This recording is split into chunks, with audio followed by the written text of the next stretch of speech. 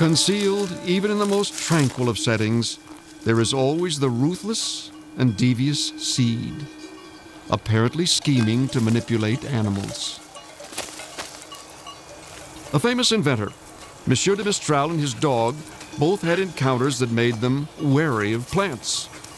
Years of hunting in the Swiss Alps brought aggravation caused by burdock plants.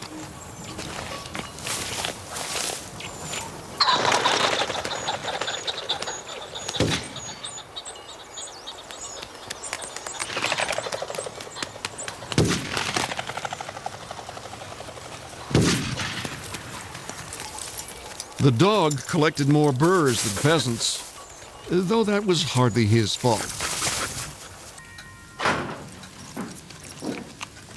The burdock's ingenious methods depend more on its hitchhiking abilities. Ah, dis donc, Jean-Marc. T'es plein de bardane, mon gaillard.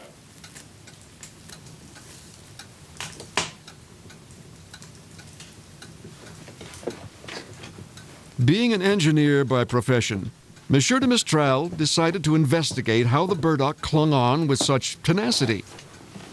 Might anything useful come from this infuriating seed?